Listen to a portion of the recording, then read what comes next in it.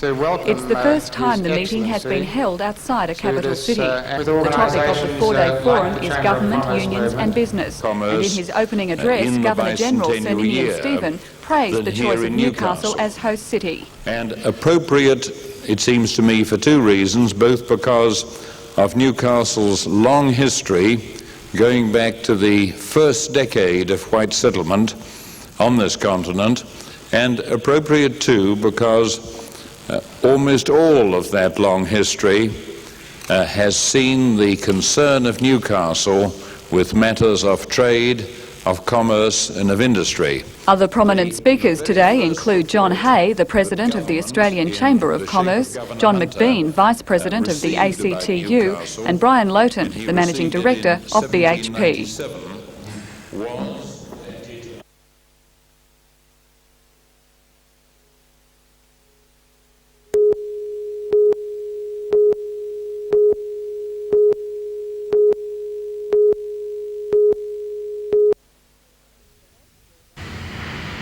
The health survey is being undertaken by a group of trained interviewers from the Newcastle University Medical Faculty. To date, about 1,200 household units, or 3,500 people, have been interviewed. They were selected at random. Professor of Behavioural Medicine Rob Sanson-Fisher says the survey is designed to find out how many people use prescribed and over-the-counter medicines. The study also looks at what types of medicines are being used, people's smoking habits and, in particular, the use of tranquilisers.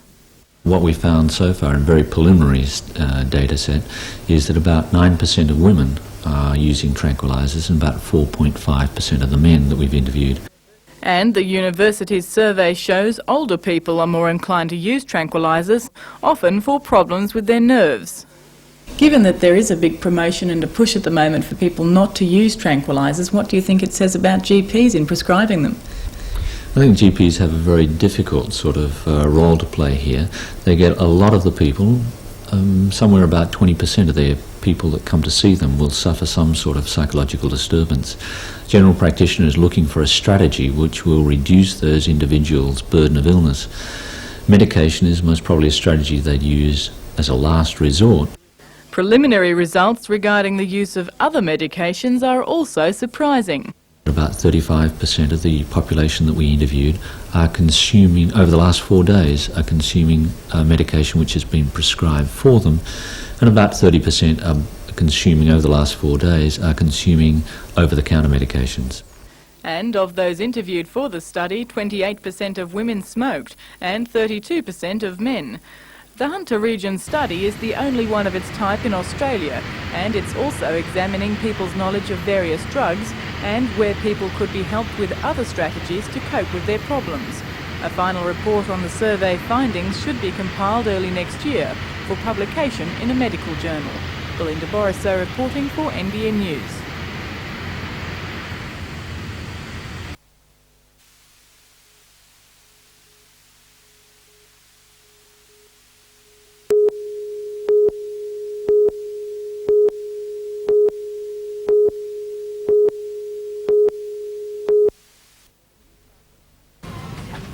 The Newcastle Tax Office covers a wide area which includes the Hunter and the Central Coast. So far it has processed 160,000 returns for the 1987-88 financial year and sent out refunds worth $62 million. Eventually more than 400,000 returns will be dealt with. All tax returns must be lodged by October the 31st, including those being submitted by people taking advantage of the lodgement amnesty. That applies for people who have never submitted a return or who haven't done so for several years. About 3,000 people have already used the amnesty at the Newcastle office. But for people who don't lodge returns by the end of the month, things aren't going to get easier. We will be increasing our prosecution and the penalties that we will apply to people who haven't lodged returns or are late lodging returns. We'll also be stepping up our activities in the against those people who haven't lodged, checking activities to try and uncover the people, or more people, after the end of October. The increased penalties mean a higher percentage of tax will be owed on overdue returns. Well, the penalty for not lodging one return will be 20%, and it will increase by 5% for each other return. So someone who hasn't lodged 4 years' returns and we uncover them after the end of October, 20% for the first one, 25%, 30% and so on. And they'll be quite substantial. Mr Mulheron says he expects the Newcastle office will receive another 1,000 amnesty returns by the end of October. And for those still waiting for their refund, the tax office says at this time of the year, returns can take up to 10 weeks to process because there are so many. Meanwhile, the tax office will shift to the corner of King and Derby Streets next May to be fully operational by July. An extra 110 staff will be employed, many locally, bringing the total number to 760. The new staff will take on extra work to be created when an additional part of northern New South Wales is added to the Newcastle office region.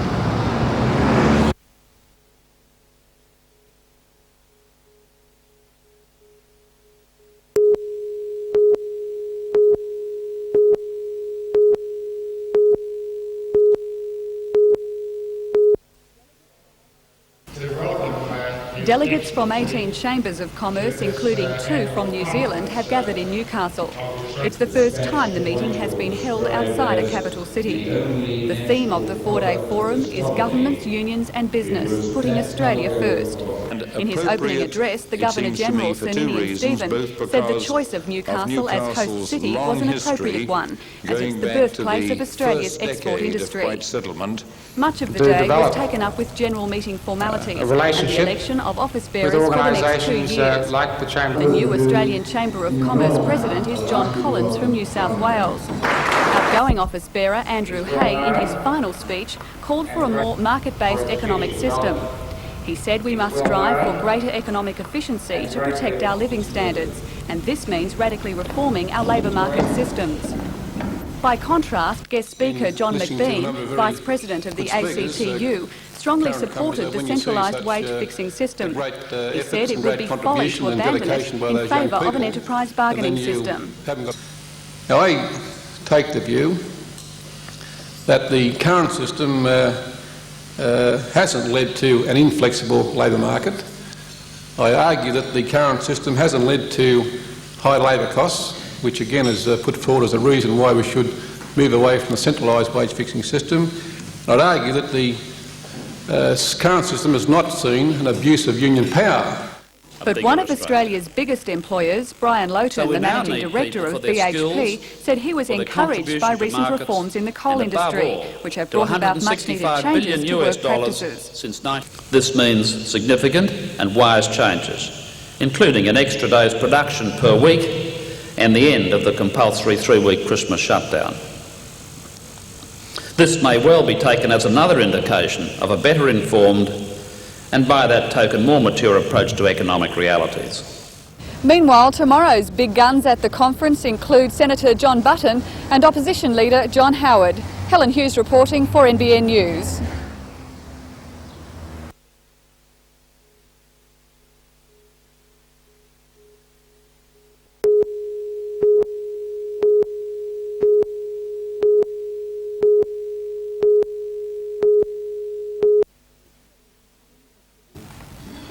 Speaking at the conference at City Hall this morning, Senator Button said Australia has a lot to learn from Japan's Ministry of International Trade and Industry, also known as MITI. MITI provides a legislative framework to assist depressed industries, and Senator Button says Japan's manufacturing sector is both effective and competitive.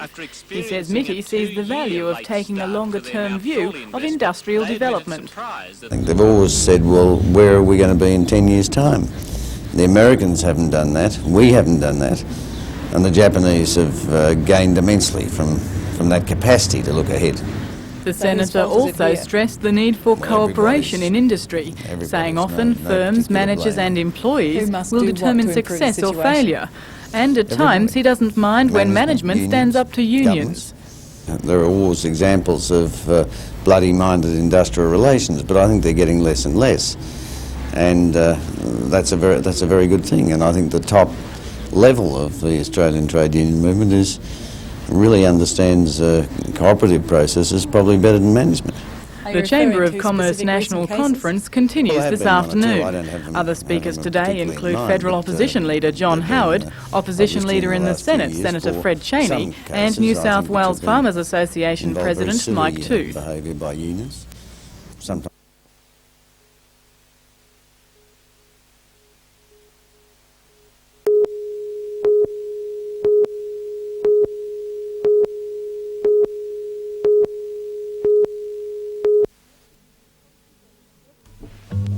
The exhibition concentrates on the period 1916 to 1956 and deals with the unique beauty of the Australian landscape.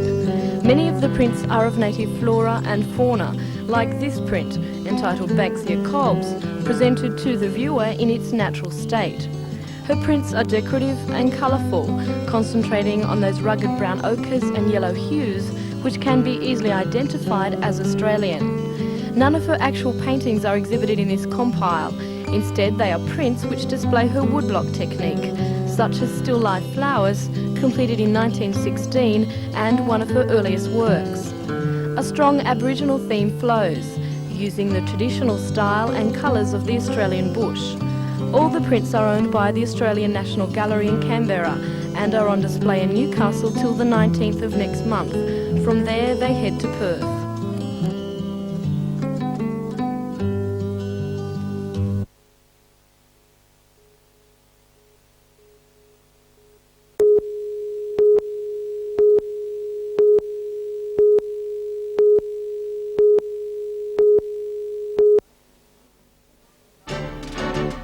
Tonight we report on the second day of the Chamber of Commerce National Conference in Newcastle. Speakers today include Federal Industry Minister Senator John Button and Federal Opposition Leader John Howard. For all the news, join us tonight at 6.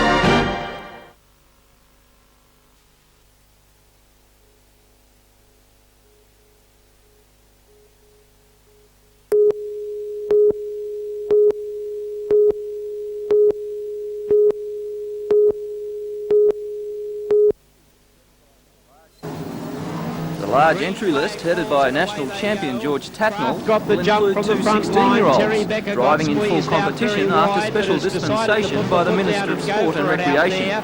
The youngsters, Brooks Tatnell and Colin Farr, will line up against their fathers, George Tatnell and Dennis Farr, as well as a top field which includes former national champion Bob Tunks and Bob Blackmore. Grand Prix midgets also make their debut tomorrow night on a busy program which includes modified rods, street stock sedans and stock cars.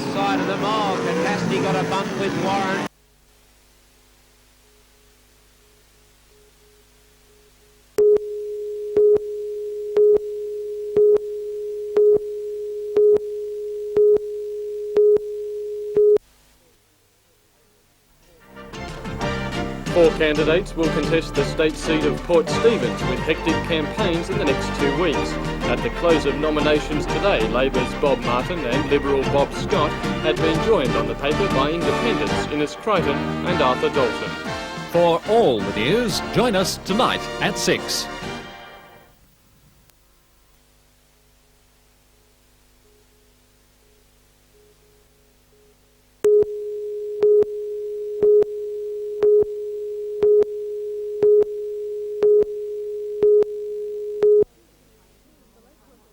Might seem a long the Lake time Macquarie off, sewage scheme has long been a hot issue since the plan was first mooted several years ago.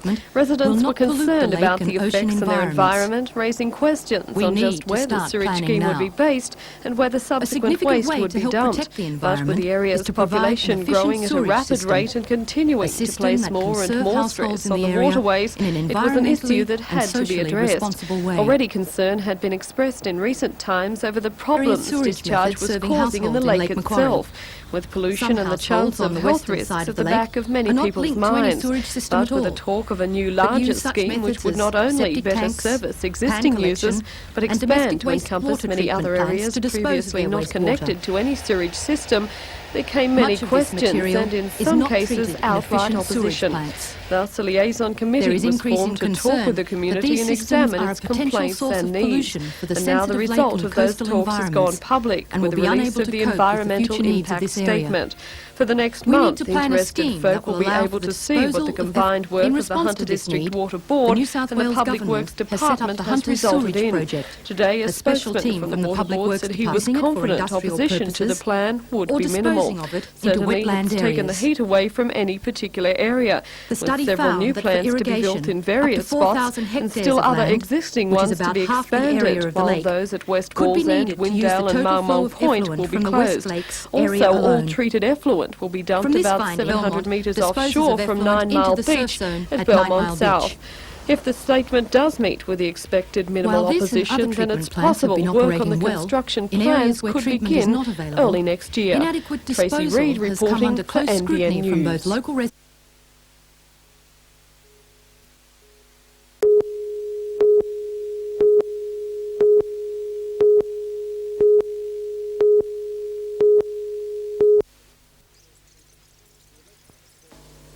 The electorate of Port Stephens is an unusual political mixture. It encompasses the booming Nelson Bay area, runs west to Raymond Terrace and south to the traditional working-class suburbs of Stockton and Mayfield. That diversity was reflected in the voting on February the 19th. Labor's Bob Martin won that contest by a narrow margin from Liberal Bob Scott. His success, however, was short-lived. Scott immediately took Martin to court, claiming he had committed electoral bribery by distributing cheques to community groups during his campaign. The Court of Disputed Returns upheld the claim and a new election was ordered.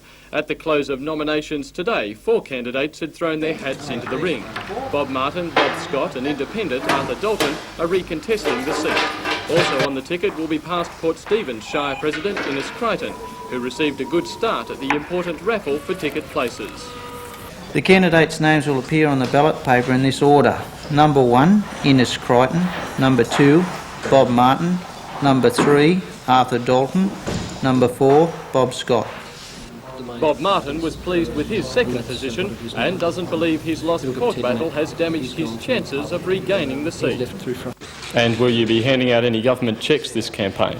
Well, if Mr Griner would like to send me a lot of cheques, I'd have great pleasure in doing it, because to me it's the community we work for and that's what it's all about. The other 3 candidates were not present at the close of nominations, presumably already on the election trail. Ross Hampton for NBN News.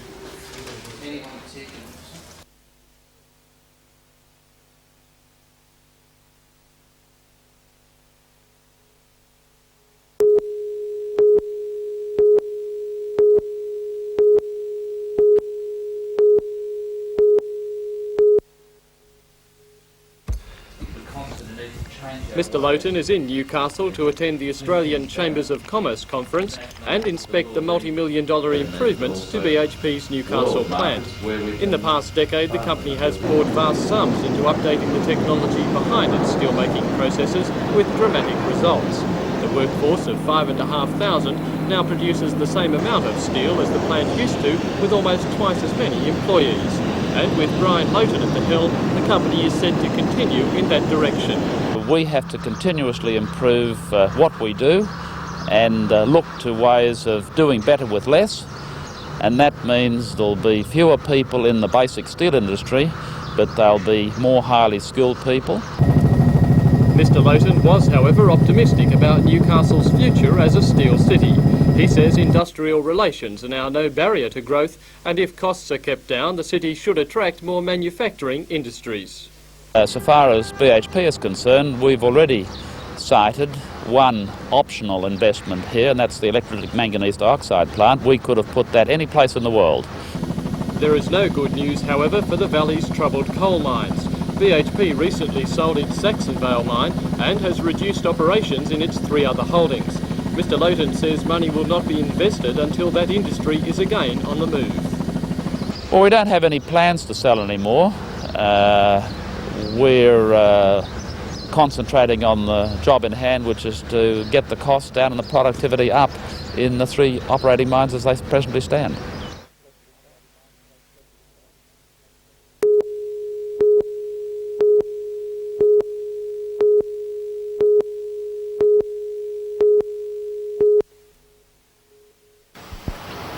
The company has committed $3 million over the next 3 years to running the institute, which studies the responses to antibodies designed to fight bacterium infection. While deceptively small in actual floor space, the laboratory complex housed within the Technology Centre carries out a multitude of tasks, none the least of which is to control the quality of a bronchitis preventive bronchostat, successfully launched by Ozpharm in February. The Institute is studying a range of oral preparations aimed at protecting against infection in both humans and animals, a job it does in close collaboration with the university. In fact, the establishment of the Institute flowed on from research work by Professor Robert Clancy of the university's medical faculty. I am convinced that the way to go is to the development of real models that work, not just simply talking about interaction between universities on one hand and commercial developments on another. And I believe that the true significance, and I believe the unique significance, of the Ozpharm Institute for Mucosal Immunology is just that.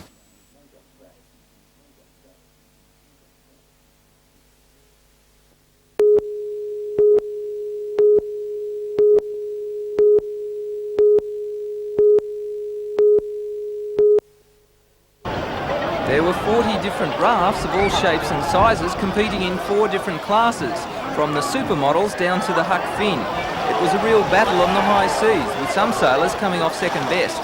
Sail power couldn't keep up, people power was doing okay, but it was pedal power which dominated the field. The Epping Sportsman's Club entry, the old bus, raced around the 3-lap course in 15 minutes at an average speed of 16 kilometres an hour, leaving everyone else for dead.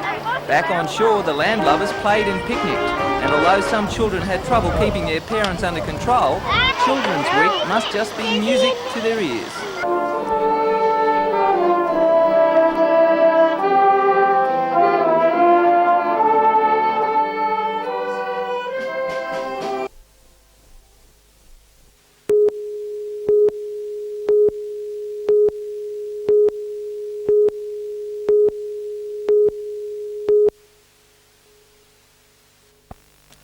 In the north, the situation for home buyers is not so bleak. The region's largest local lender, the Newcastle Permanent, found an average of $45,000 over the past 3 months. Managing Director Frank Wotherspoon says a combined income of $28,600 is needed, so home ownership is still not beyond the financial means of local people. However, Mr Wotherspoon says the Sydney influence is affecting Newcastle because people are moving out of the Central Coast to make room for Sydney people needing to go north. We're seeing people coming up from Sydney and seeking to buy here for rental purposes. We're seeing people move to the area because they recognise that it's cheaper to live here. We see them moving up to Gosford or to points north of Gosford. People that they're buying from are then coming north to this area in which to buy. I think that we're seeing a lot more confidence in this area. I think it's generating more employment, and I think we're seeing people coming to this area because we can provide affordable housing. So you're not actually saying Mr Wotherspoon also said more land is available here than in Sydney, with some land blocks available for around $30,000. The Newcastle chairman of the Real Estate Institute, Fred Andreessen, agreed with the 20 to 25% inflation in prices over the last few months, but he said he'd be surprised if there's not some tapering off. Andreessen said outside influence is only small, with the main reason for price increases here being a shortage of real estate stock.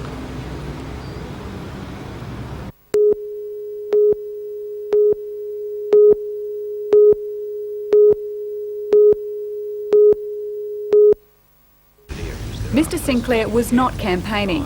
He has just completed a 2-day visit to the Hunter Valley to gauge the needs of traditional National Party voters. He says each town in the valley faces particular problems and they need to be addressed at a grassroots level. Going into Singleton, there's been delight that the services are going to expand the army base. There's a bit of a worry as to what it's going to mean. Will there be a permanent re-establishment of all those military facilities that are being relocated from Sydney Harbour into Singleton, or is it just going to be a transient place where people will come? You move down and you go through the coalfields. There's no doubt that in the coalfields the mine owners for a long time gave terms and conditions of employment which they now say they can't afford. Well, that's all very well, anybody having a reduction in living standards says, well, woo there, why should it be me? Going down to Cessnock, there's obviously an enormous explosion in new potential tourist development. There's a worry about what will that development mean to the wineries. In Maitland, there's a concern about what effect will the mall have. Is it possible to attract the industries in Maitland that I think many justifiably see their community able to provide? Can Maitland be a regional centre instead of, as it's tended to become now, just a transient place where people pass on their way down to Newcastle to shop? And there's inevitably a feeling in Maitland that they'd like to re-establish Maitland, as I know they're trying to, as a rather beautiful place in the Hunter.